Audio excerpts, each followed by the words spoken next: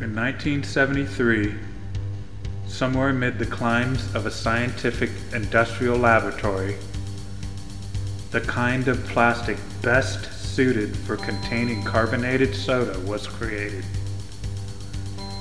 The result was the wonder of a novelty that over a short period of time became the scourge of planet Earth. Viewed originally as a solution, the phenomenon grew and mutated until plastics became the substance that would solve nearly any problem the world of production could throw in its path. Nowadays, of course, we know that plastics have become the problem. Nearly everywhere you look, some sort of plastic is littering your plane of vision. In 2017, LaVille and Taylor reported that 1 million plastic bottles are bought around the world every minute, and the number will jump another 20% by 2021, creating an environmental crisis some campaigners predict will be as serious as climate change. Remember, back in the day, how we thought we were making progress? Prior to 1980, recycling and the incineration of plastic was wholly negligible. 100% of it was entirely discarded. Rhode Island was the first state to mandate recycling, with the country, and eventually the entire world, following suit. And yet it would appear that ever since, the ratio between the level of plastic pollution and our efforts to recycle as responsible inhabitants of the planet has become exceedingly out of balance. There are very few sections of the world that are not affected by the presence of discarded plastic. And it's not even just about bags and bottles. Researchers at the University of Plymouth tell us that a Lego brick could survive in the ocean for as many as 1,300 years. What about the plastic blue barrel, renowned for finding its way onto a beach somewhere nearby, much like its tenacious cousin, the plastic blue tarp, certain to ruin the beauty of a natural landscape. The modern plastic toothbrush has a way of getting around to spoiling the environment, along with its feisty little counterpart, the plastic comb. And what happened to that darling figurine you played with as a child? Add in the problem of fishing lines, ropes, and plastic netting, and the most impressive offender of all has to be the Great Pacific Garbage Patch, a gargantuan mass of trash that swirls its way around the vast waters of the Pacific Ocean. It is comprised of nearly 1.8 trillion pieces of plastic, equating a nefarious and ungodly mass of nearly 79,000 tons. And there's plenty more of this statistical data to help us understand what's happening. In 1950, the world produced 2 million tons of plastic per year. Since then, annual production has increased nearly 200-fold. In the past 10 years, we've made more plastic than the entire previous century. In our modern age, over 300 million tons of plastic is created yearly, weighing the equivalent of the entire human population, 50% of which is single-use plastic only. In 2015, the total plastic waste volume approached nearly 6.3 billion metric tons. This figure is expected to increase to around 12 billion metric tons by the year 2050. In 2017, landfills received 26.8 million tons of plastic, which was 19.2% of all municipal solid waste. As of 2020, the global production of plastics has increased to nearly 400 million metric tons. By the year 2050, plastic production is expected to have tripled and will account for 1/5 of all global oil consumption. Plastics take anywhere from 500 to 1,000 years to degrade. To date, only 9% of all plastic waste ever produced has been recycled. About 12% has been incinerated, while the rest, 79% of all plastic, has accumulated into our landfills and our dumps, and even worse, the natural environment. Our planet's oceans appear to be suffering the worst, amassing in their waters the unthinkable amount of 5.25 trillion pieces of plastic. 269,000 tons of it float, while 4 billion microfibers per kilometer squared dwells below the surface. 82 million tons of microplastics and 40 million tons of microplastics are eventually washed up, buried, or resurfaced along our planet's great shorelines.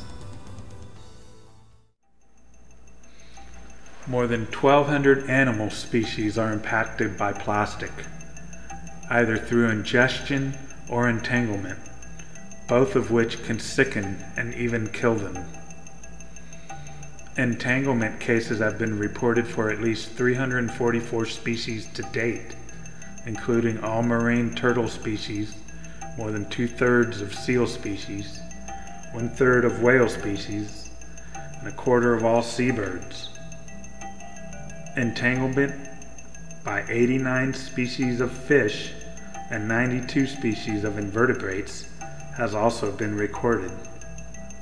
At the general level, nearly 100,000 marine animals die from getting entangled in plastic yearly, and these are just the creatures that we managed to find. Ingestion of plastic by animals can occur intentionally, unintentionally, or indirectly, as when a predator eats an animal that's been eating bits of plastic. A deer in Japan's famous Nara Park, for example, was found with 4.3 kilograms of plastic inside its stomach. Ingestion of plastic has been documented for at least 233 marine species, including, once again, our beloved turtles, more than 1/3 of all seals, 59% of the whales, and 59% of our harmless seabirds. 12,000 to 14,000 tons of plastic are ingested by North Pacific fish alone. By 2050, the population of all fish in the world will be outnumbered by the level of our littered plastic. And if the statistics aren't ugly enough, the elements of that which makes up a body of plastic is also very harrowing to consider, and they include persistent organic pollutants, also known as POPs, polybrominated diphenyl ethers, also known as PBDEs, polychlorinated biphenyls, also known as PCBs, and the ever lovely polycyclic aromatic hydrocarbons, also known as PHAs, all of which may have you wondering exactly what it is that's on the dinner table for tonight.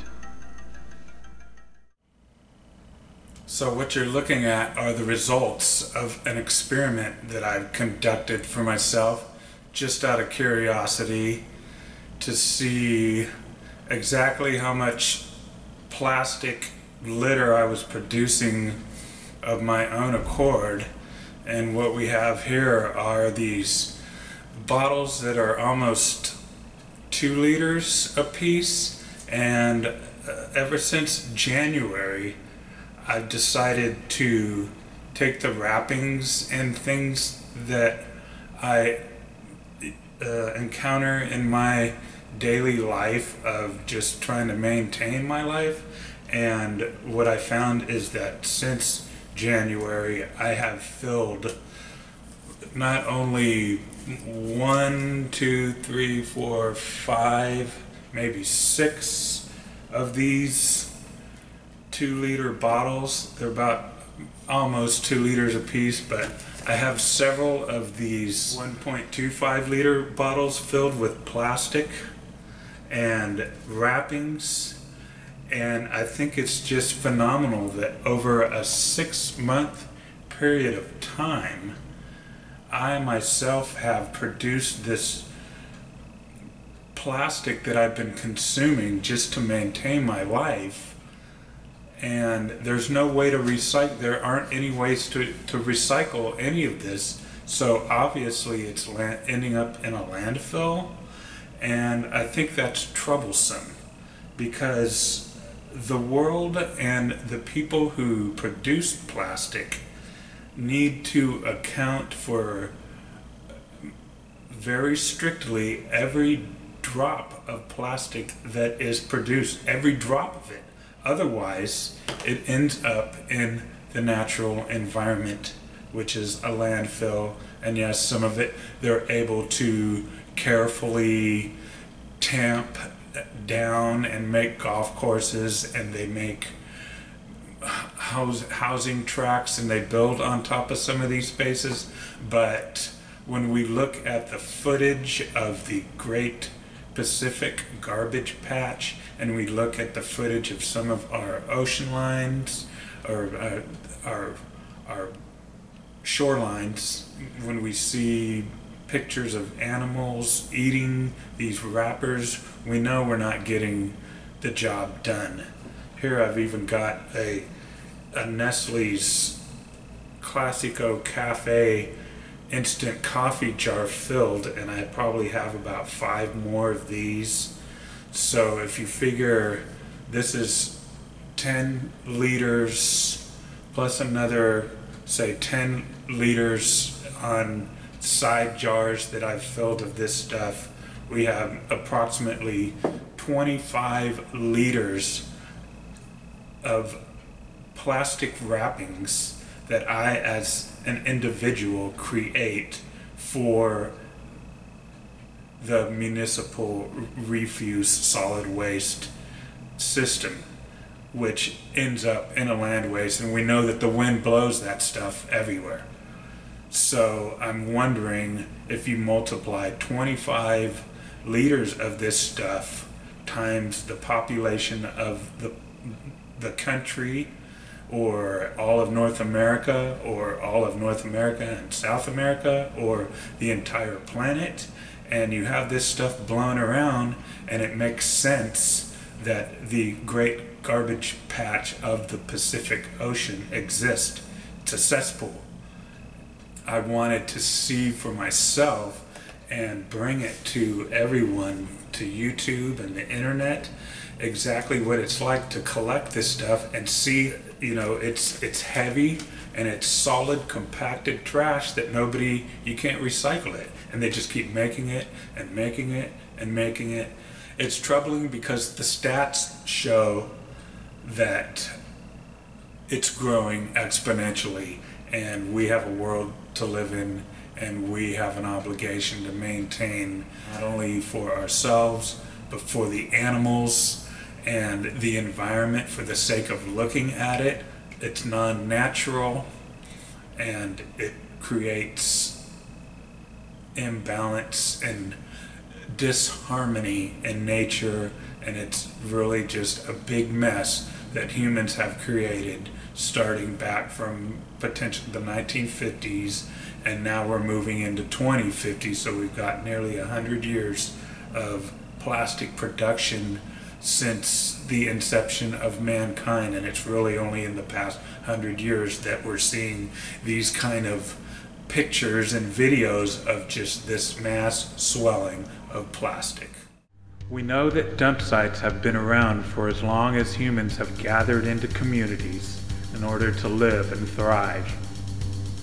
By the time the Roman civilization came into being, dumping grounds such as Monte Testaccio were a common sight. In ancient Jerusalem, for example, in the Valley of Hinnom, there was a dump site referred to in the Bible as Gehenna, which was viewed as a place of great evil because of the corruption of refuse that took place, suffocating the locality with dangerous health concerns and odors unspeakable to the mind.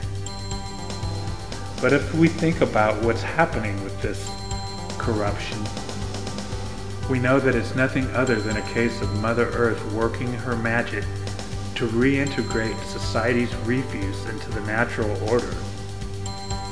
Because we know that whatever the refuse was at that time, it had to have been biodegradable.